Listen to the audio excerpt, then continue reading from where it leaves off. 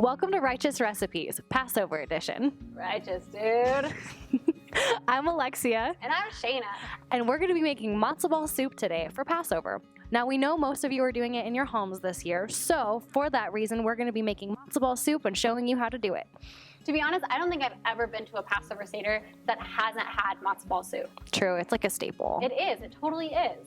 So, with that, you need to get all of your ingredients and utensils that you're gonna need to make matzo ball soup with us. To start with, you're gonna want your big cooking pot. You're gonna want some cooking oil, I prefer olive, and some vegetable or chicken stock.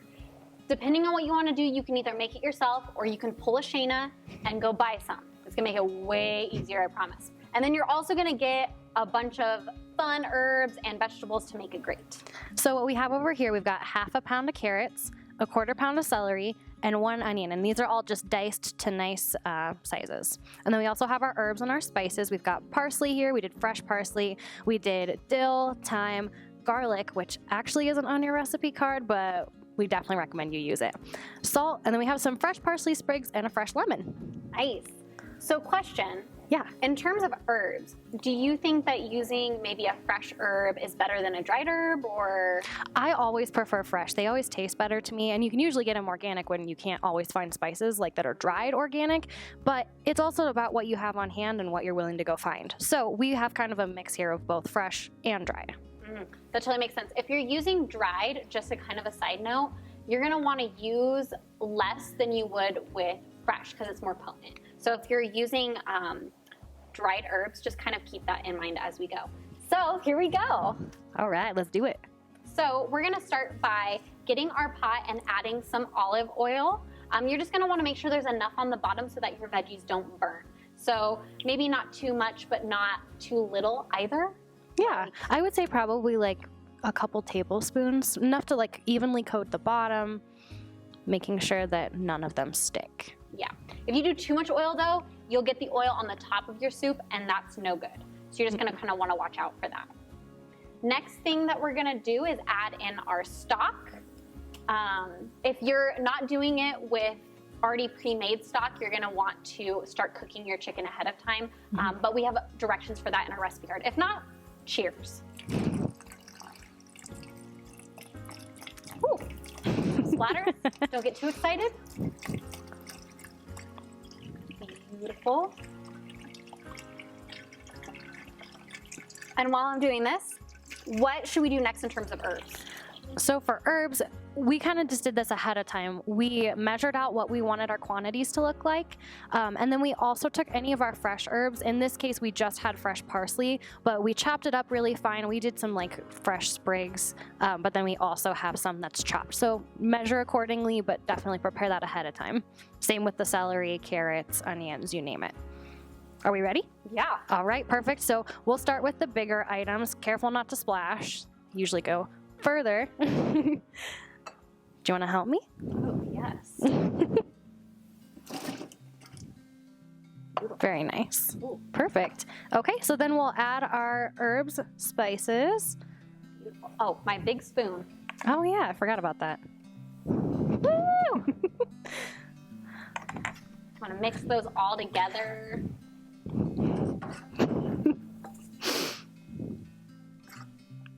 Beautiful. It smells so good. I hope as you guys are making this, you're just really taking in the smells.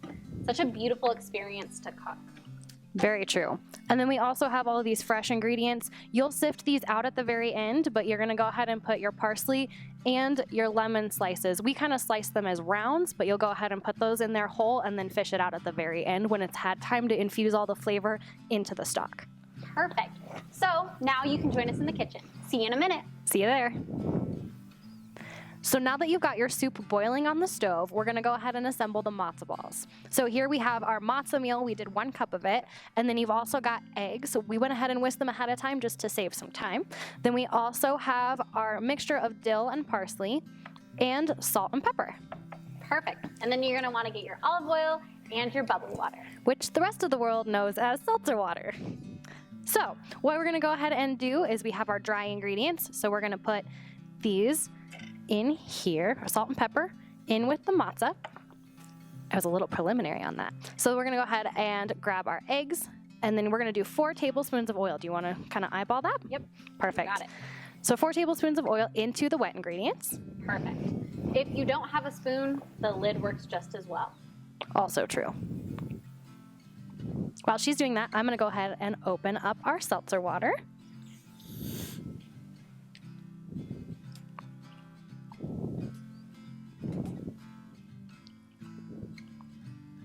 Very nice. So we're gonna go ahead and do about 1/4 cup of that in here as well. And then do you wanna whisk it? Perfect. All right.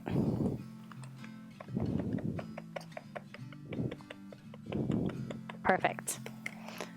And then we'll combine the wet and the dry ingredients. Perfect. Wet into dry or dry into wet? We're gonna go with wet into the dry because we have a bigger bowl. Perfect. All right. Get the last egg. Perfect. All right, so then you're gonna go ahead and just mix this together, not too vigorously, just vigorously enough. Perfect. And then when will we add the dill? We're gonna go ahead and add it. You can add it right now, actually. That's perfect.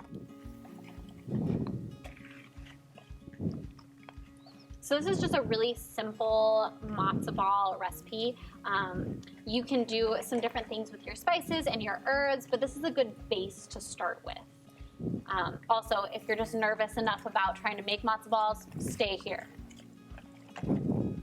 Also, fun fact, matzo balls usually have baking powder in them, but because it's Passover, we went without it. All right. Now that you've got your ingredients all mixed together for the matzo balls, we're gonna go ahead and put this into the fridge. Now you can put it in there for 2 hours or even overnight, whatever works for you. But we just wanna make sure the mixture is nice and firm so that we can roll it into matzo balls. And next you can join us for forming the matzo balls.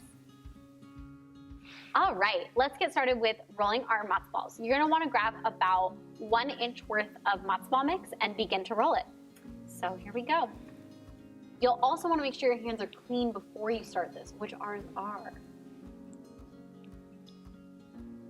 Your rolling is so much better. I don't know about that. Thoughts?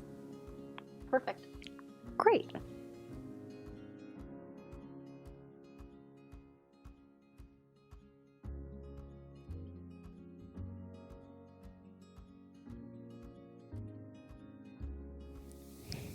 I feel like mine are disproportional. It's okay. They're just going in matzo ball soup. It's fine. That does bring up an important point, though. You might want your matzo balls to be about the same size, just so they Unless cook you're evenly. making Shayna's matzo ball soup. They'll be all different sizes. Just so they cook evenly, theoretically That is a speaking. good point. That's the hope and dream. We all have an ideal, and then actuality is sometimes different. Ooh. This one was too big. It's okay. Not a clean process by any means. No. I feel like it's just getting stickier. I think I should have had like some flour. Maybe oil? Or oil? I don't know. Editor's note.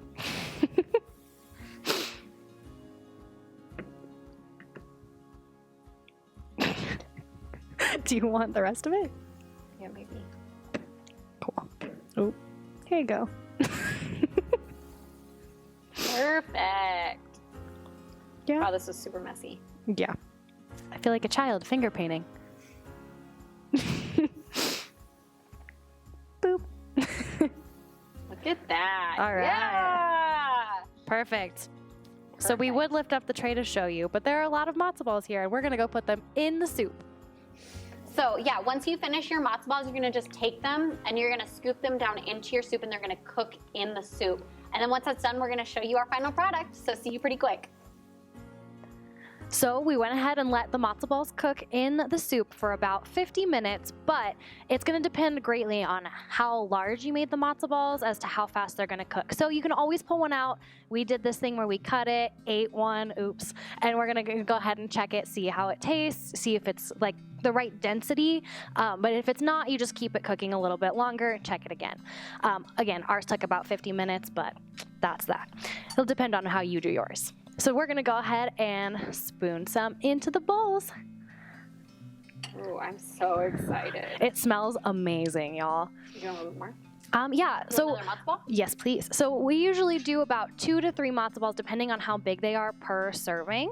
And you always want to try to get some of that celery and carrots in there. Super good. Perfect. And round 2. I've just been smelling this in the kitchen all day. Perfect. That looks great. Beautiful. All right. So we're gonna try it. Get our first takes. Man, It smells amazing. like the pressure to not take too big of a bite. I know, right?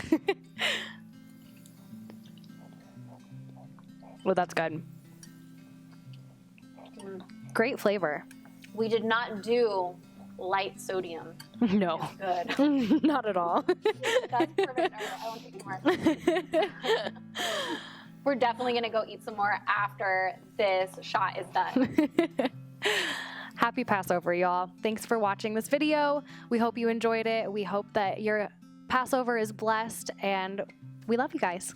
Also, don't forget to check out our other Passover videos, how to set a Passover tray, how to make set, how to do a Passover Seder. We're all coming out with these videos so soon, so don't miss them. See y'all later. See you next time.